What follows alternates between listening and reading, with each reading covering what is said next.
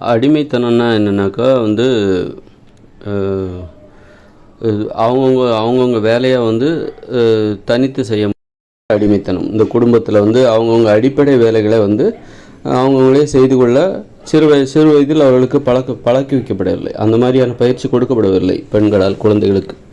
அதுதான் வந்து பிற்காலங்களில் வந்து பெண்களை அடிமைப்படுத்துவதற்கு அதுதான் காரணமாக இருக்கிறது. பிறரது உதவி இல்லாமல் அவர்களால் தனித்து வாழ முடியாது. அவர்களுடைய அடிப்படை வேலைகளை அவர்களால் செய்து கொள்ள பயிற்சி அளிக்கப்படாததால் பிற்காலங்களில் அதுவே வந்து பயிற்சி அளிக்கப்படாமல் பெண்கள் வந்து சிறு வயதில் குழந்தைகளுக்கு அடிமையாக இருப்பது தான் பெரிய வயதிலையும் அந்த அடிமைத்தனம் அவர்களுக்கு கேட்கிறது. அந்த அடிமைத்தனம் இல்லாமல் அவர்களால் வாழ முடியவில்லை. தனித்து தங்களுடைய அடிப்படை தேவைகளை பூர்த்தி செய்ய முடியவில்லை. அதுதான் அடிமைத்தனம். வீட்டில் உள்ள வேலைகள், குடும்ப வேலைகளில் வந்து ஒரு வீட்டில் வந்து அவங்கவுங்க ஆடைகளை துவைத்து கொள்வது, அவங்கவுங்க உணவை சமைத்து கொள்வது, வீடை தூய்மையாக வைத்துக்கொள்வது, அப்புறம் வந்து இந்த மாதிரியான வேலைகளை வந்து செய்வதற்கு பயிற்சி அளிக்கப்படாததால் அதுபோன்ற ஒரு வாழ்க்கை அந்த மாதிரி பிறர் தனது அடிப்படை தேவைகளை பூர்த்தி செய்து கொள்ள பிறரை அடிமைப்படுத்துவதற்கு அவர்கள் பழகிவிடுகிறார்கள். இதுதான் அடிமைத்தனம். பிறரது உதவி இல்லாமல் வாழ முடியவில்லை, அடிப்படை தேவைகளை பூர்த்தி செய்து கொள்ள. அதனால் பெண்களை வந்து ஆண்கள் வந்து மூளை செலவு செய்து அடிமைப்படுத்துகிறார்கள். பெண்களும் என்ன பண்ணுறாங்கன்னா அது மாதிரி உதவிகளை செய்து ஆண்களை அடிமைப்படுத்துகிறார்கள். தங்களுடைய உதவி இல்லாமல் ஆண்களால் வாழ முடியாது அப்படிங்கிற ஒரு நிலைக்கு அவர்களை திட்டமிட்டே பயிற்சி அளிக்கிறார்கள்.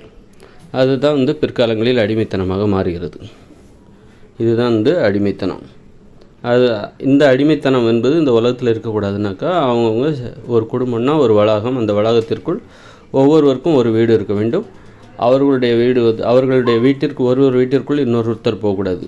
கணவன் வீட்டிற்குள் மனைவி போகக்கூடாது, பிள்ளைகளுடைய வீட்டிற்குள் பெற்றோர்கள் போகக்கூடாது. 8 வயதுக்கு மேற்பட்ட வயது அதிகமாகிடுச்சினால 8 வயசுக்கு மேலே ஆயிடுச்சுனால தனி வீடு கொடுத்துடணும் ஒரு குடும்பத்துக்குள்ளே. அந்த பிள்ளைகளோட வீட்டுக்குள்ளே அம்மா போகக்கூடாது, அம்மா வீட்டுக்குள்ளே பசங்க போகக்கூடாது. இதன் மூலம் அவரவரது வேலைகளை அவரவரை செய்வதை தவிர அவர்களுக்கு வேறு வழி இல்லை.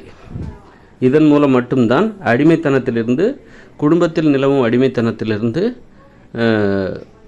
ஆண்களையும் மீட்க முடியும், பெண்களையும் மீட்க முடியும்.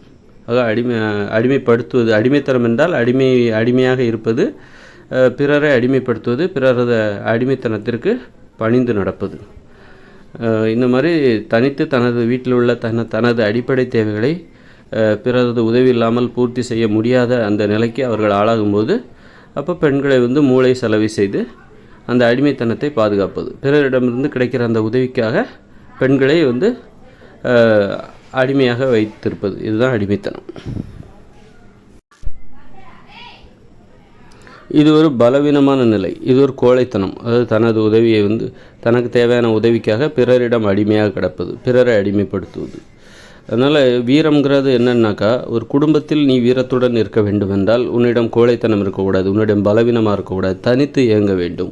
அப்படின்னா உன்னுடைய தேவைகளை நீயே பூர்த்தி செய்து கொள்ள வேண்டும், உனது உணவுகளை நீ தயாரிக்க வேண்டும். தனியாக முதல்ல வீடுங்கிறது தனித்தனியாக இருக்கணும், ஒரு குடும்பங்கிறது ஒரு வளாகத்திற்குள். அப்போ வந்து அவங்கவுங்க வேலையை அவங்கவுங்களே செய்வது என்பது அதுதான் வீரம், அதுதான் வந்து சுதந்திரம். ஒரு குடும்ப சுதந்திரம் வந்து அதுதான். சுதந்திரம் என்பது குடும்பத்திலிருந்து தான் ஆரம்பிக்க வேண்டும், வீட்டிலிருந்து ஆரம்பிக்க வேண்டும். நீங்கள் சுதந்திரமானவரா அப்படின்னா வேலைக்காரங்களை வச்சு கூட உங்கள் வேலையை நீங்கள் செஞ்சுக்கக்கூடாது. நீங்களே உங்கள் தேவைகளை நீங்கள் செஞ்சுக்கணும், உங்கள் சமையலை நீங்களே செய்து கொள்ள வேண்டும்.